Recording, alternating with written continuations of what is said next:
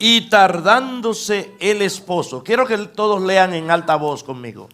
Y tardándose el esposo.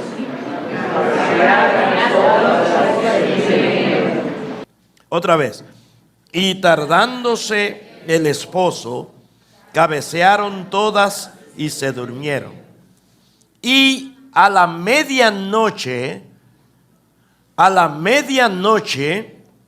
se oyó un clamor: aquí viene el esposo, salgan a recibirle. Diga la medianoche. Cuando la Biblia habla de la medianoche, está hablando de un tiempo de oscuridad. Un tiempo como el que estamos viviendo, donde el hombre se ha volcado contra Dios, donde la naturaleza está gimiendo por redención. Un tiempo donde al mal se le llama bien y al bien se le denomina mal. Un tiempo donde las cosas que ofenden al Creador son el estilo de vida de la humanidad hoy. Es un tiempo oscuro, es un tiempo difícil, donde las huestes de las tinieblas están haciendo un trabajo sigiloso y silencioso por dañar la familia, por dañar a los individuos, por dañar a los niños. Es tiempo de escuchar que algo se aproxima, que alguien se aproxima, y ese alguien es el esposo. Este es el tiempo donde el clamor se está oyendo a larga distancia y a profundidad del corazón. Si usted entra a las redes, se va a encontrar con mucha información, y sobre todo las redes como que muchas veces nos sirven como de señal. Cada vez que hay un acontecimiento grande en el mundo, las redes se congestionan y todo el mundo comienza a hablar de eso. Todo el mundo comienza a escribir sobre eso y a hacer videos sobre eso. Y estamos viendo que hay un congestionamiento en las redes. Y el tema que ahora mismo está sobre el tapete es el tema del arrebatamiento de la iglesia. Es como si se escuchara ese clamor. Es como si ese clamor está resurgiendo. Y el clamor dice: he aquí viene el esposo. Hay mucha confusión porque Dios mismo nos lo dijo. Cuando ustedes vean que todas estas cosas comiencen a suceder, no se alarmen, no se asusten, erguíos, enderecen sus vidas y levanten sus cabezas, porque la redención está cerca. Amados, lo que ahora mismo está sobre el tapete, como decimos, el tema del momento, el boom del momento es: Cristo viene ya. Cristo viene ya. La palabra de Dios es enfática cuando dice en Tesalonicenses que respecto a esa venida, el día del Señor, no nos dejemos mover fácilmente sobre cuestiones de que si viene mañana, si viene pasado mañana, y no prestemos oído tanto a el tiempo en que viene, sino lo que sí debemos atesorar en nuestro corazón es que Él viene ya.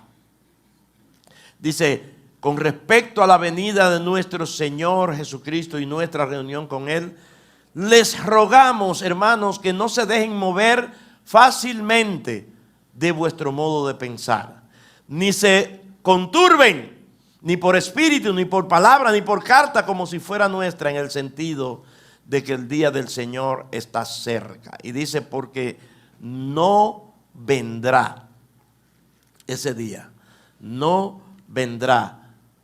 Nadie os engañe en ninguna manera.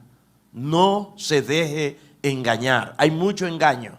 Nadie os engañe en ninguna manera, porque no vendrá sin que antes venga la apostasía y se manifieste el hombre de pecado, el hijo de perdición.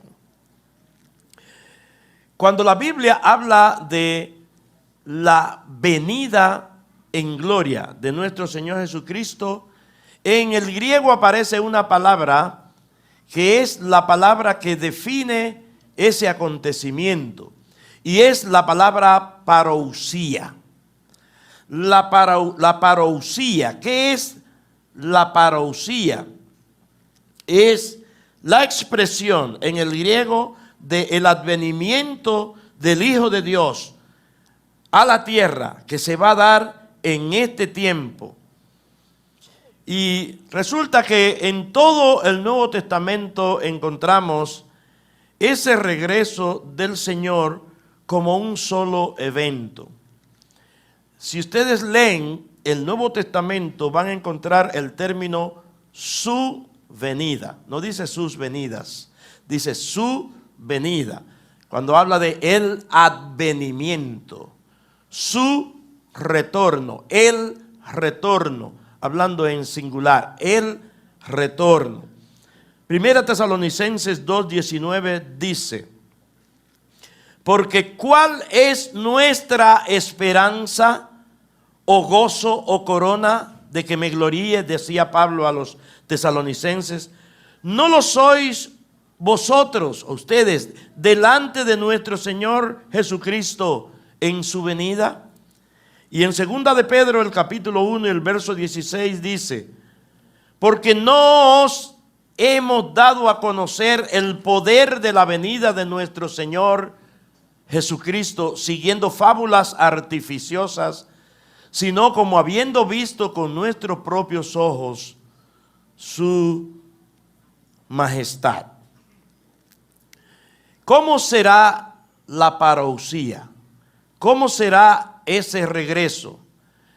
Porque hay una pregunta que la gente se está haciendo ahora, y es ¿cuándo será? Hay unos profetas que han puesto fecha para el arrebatamiento. Y si ustedes se encuentran en las redes con eso, no se asusten, ni lo critiquen tampoco. O sea, no critiquen ni se vayan tras el argumento. Sencillamente mantenga su posición en que lo que Dios quiere no es que usted sepa cuándo Él viene, porque la palabra de Dios lo dice bien claro. Él estableció un límite para el regreso. Hay un kairos para el retorno de nuestro Señor Jesucristo. Lo que cuenta ahora mismo es que usted y yo estemos listos para ese momento. No es cuándo viene, es que estemos listos para ese momento. La palabra de Dios dice que el retorno de Cristo será como los días de Noé. Dice que en los días de Noé la gente estaba por su cuenta. La gente estaba como decimos dominicanamente hablando, quitados de bulla. Han oído ese refrán, ¿verdad? La gente estaba desprevenida. Ahora, pasó algo, y fue que Dios le dijo a Noé lo que tenía que hacer. Cuando Noé terminó y Dios le dio la instrucción de entrar con su familia al arca, Dios mismo cerró la puerta. Pero dice la Biblia que a los 7 días, entonces Dios derramó lluvia sobre la tierra. Fueron desatadas las fuentes del gran abismo y hubo lluvia torrencial sobre la tierra hasta que el arca comenzó a flotar. ¿A los cuántos días? ¿A los cuántos días? A los 7. Entonces, si Noé sabía que a los 7 días iba a comenzar el diluvio, es posible que nosotros tengamos noción de en qué tiempo viene nuestro Señor. Amén.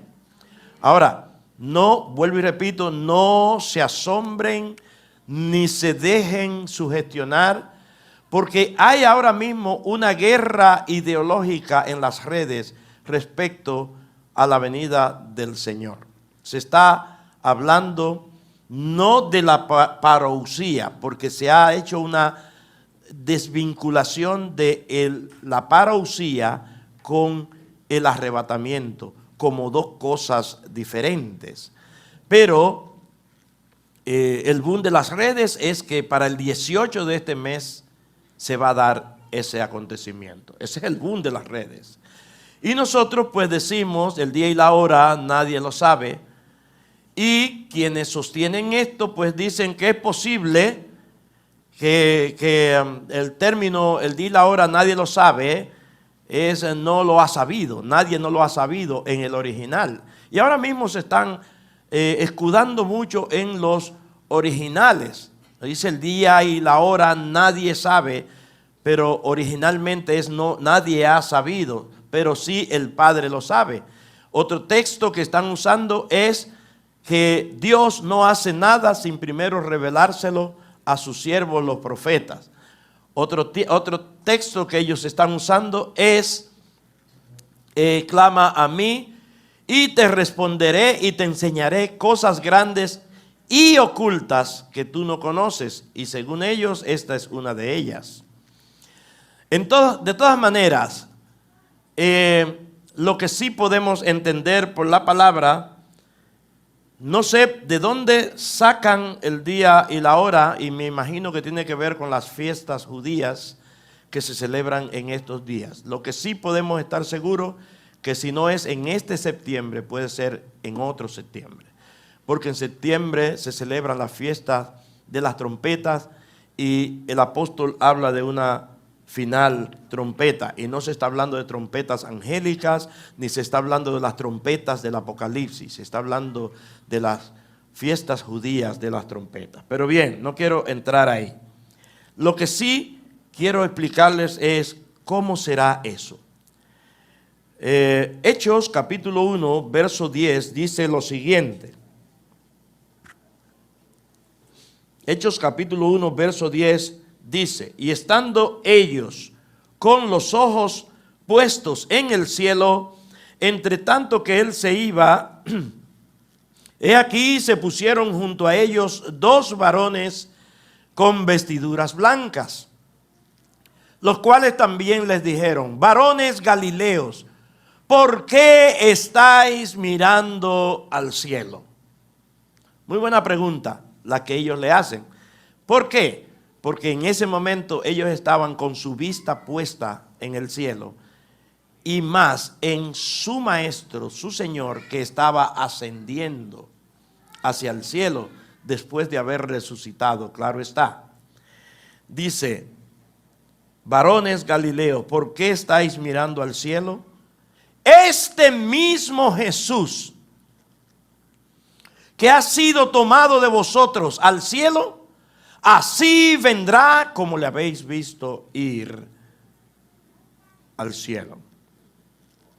Apocalipsis capítulo 1, verso 7 dice lo siguiente: he aquí refiriéndose a Cristo, que viene con las nubes, y todo ojo le verá, y los que le traspasaron y todos los linajes de la tierra harán lamentación por él. Sí, amén. 1 Corintios capítulo 15, verso 51 dice el apóstol Pablo: he aquí os digo un misterio, no todos moriremos. ¿No le agrada eso a usted?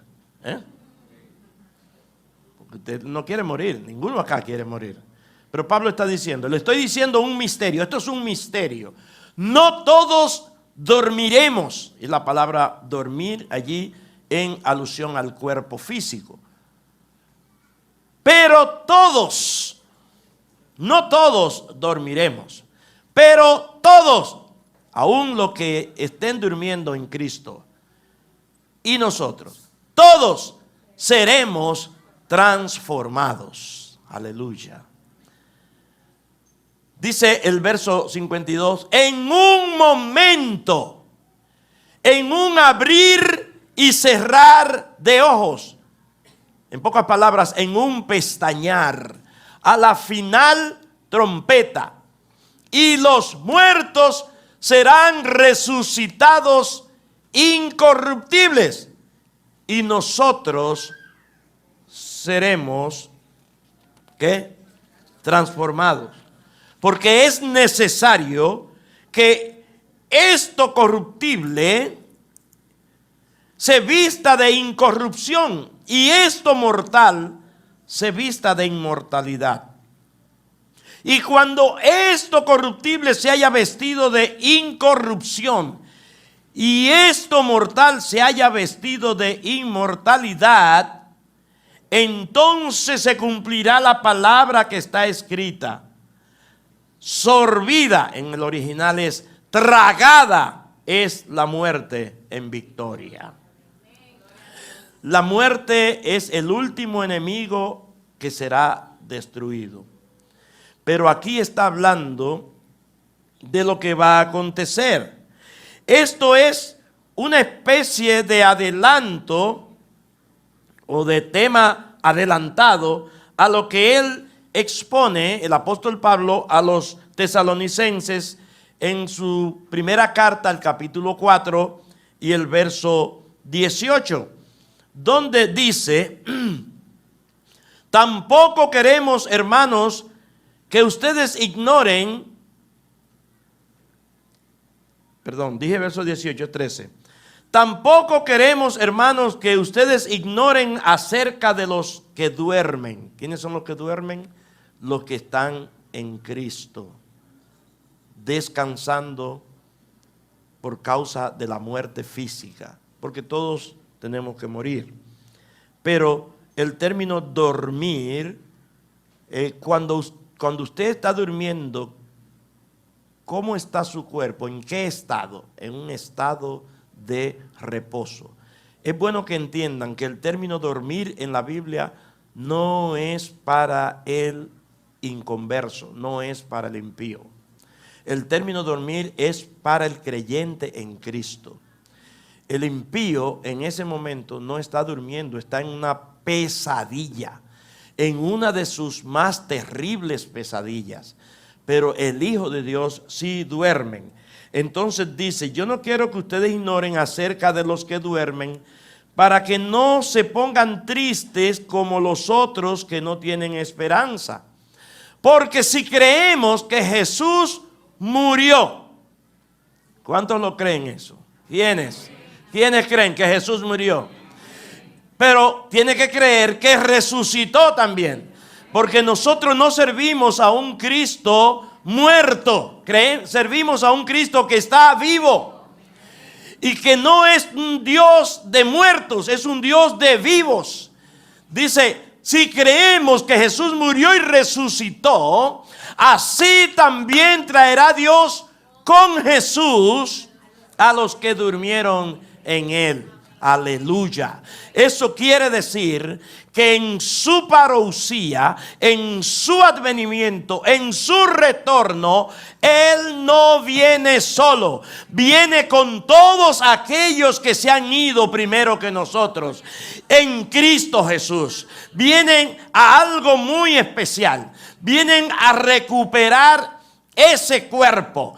Ese cuerpo que ya sea que haya sido cremado, ya sea que haya sido devorado por tiburones, ya sea que se haya desgastado y comido por gusanos en el polvo, ya sea que se haya desintegrado por un gas X, ese cuerpo va a tomar su forma de nuevo, aleluya. Y quienes vienen con Jesús son esas almas que han estado descansando y vienen a reunirse con su cuerpo, porque resucitarán la palabra de Dios. Por lo cual os decimos esto en palabra del Señor, que nosotros que vivimos, y me llama mucho la atención la esperanza que tenía Pablo. Pablo decía nosotros, y él se metía en el paquete de los que iban a estar vivos cuando esto sucediera. Pero ¿qué pasa? Que Pablo fue ejecutado por la palabra de Dios, por causa de la palabra. Fue guillotinado.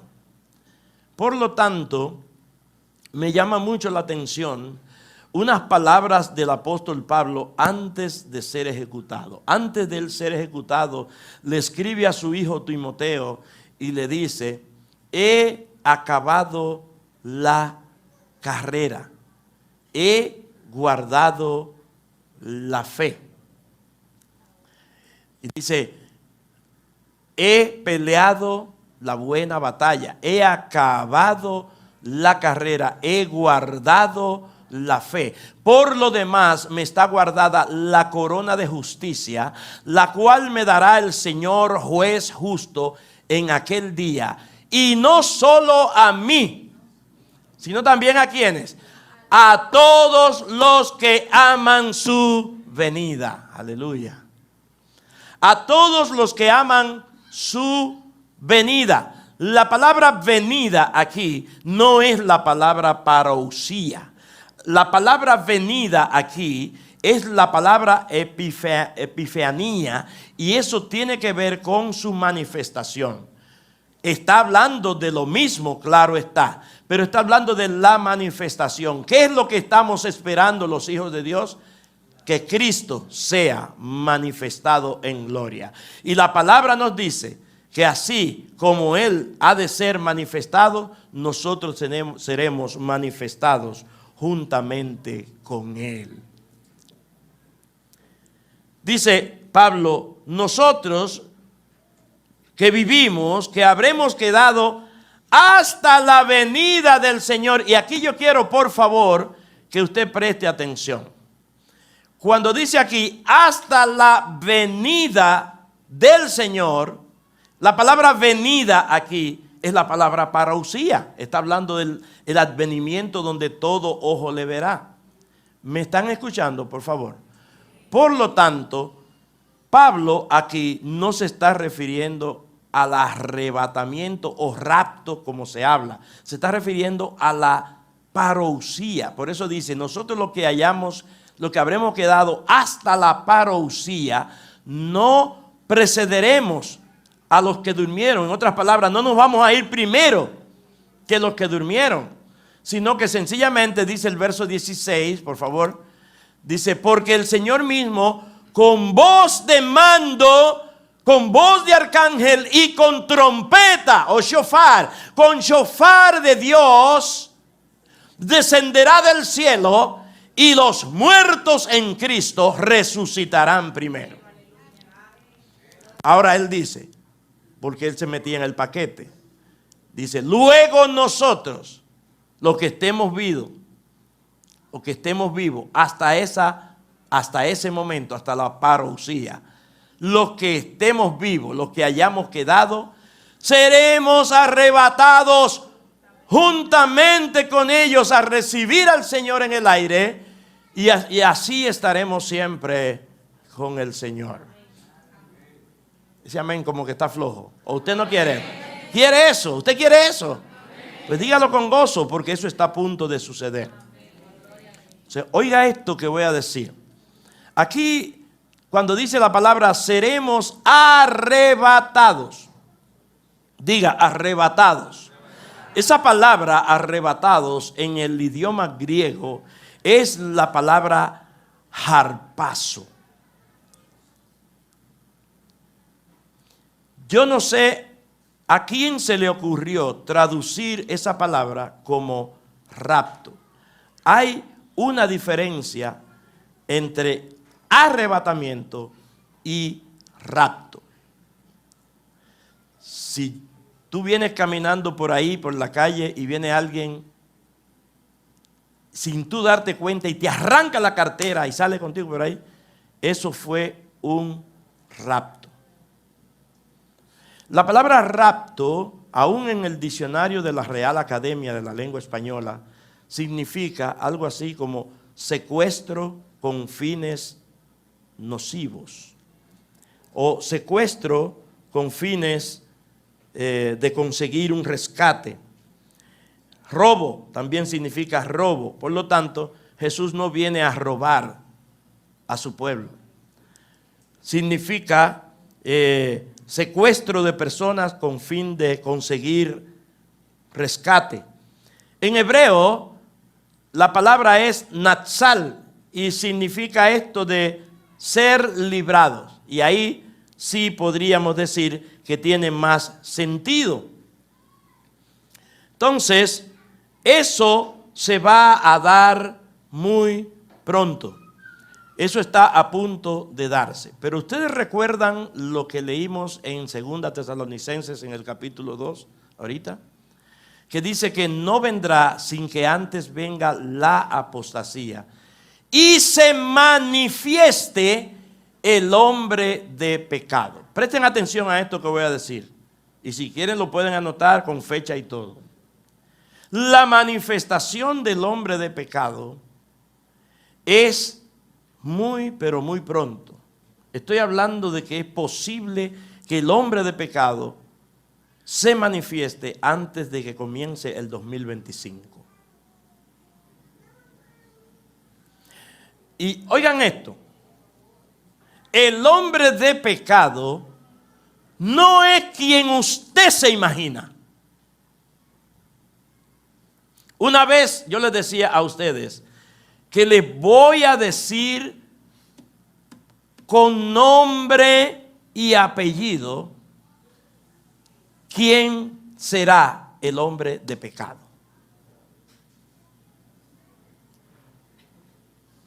Y estoy descifrando eso y voy cerca.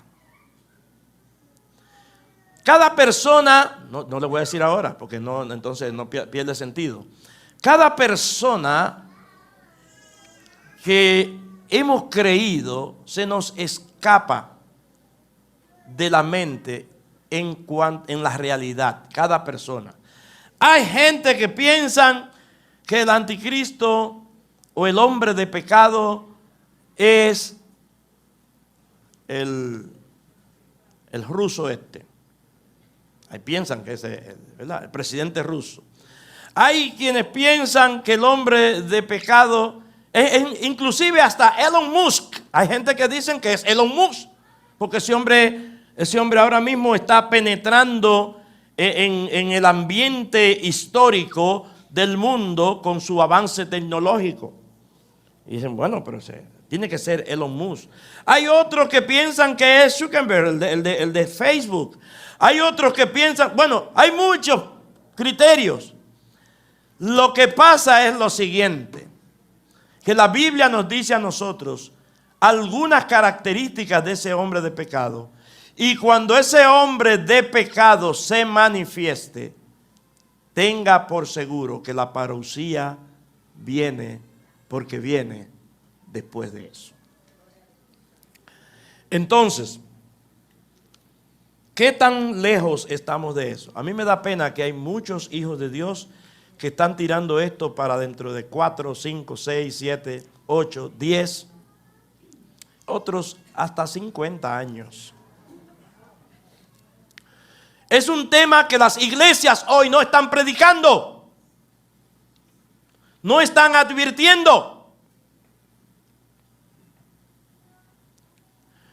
No se le está diciendo al pueblo de Dios que preparen sus vidas y sus corazones para los momentos más terribles que el planeta va a vivir.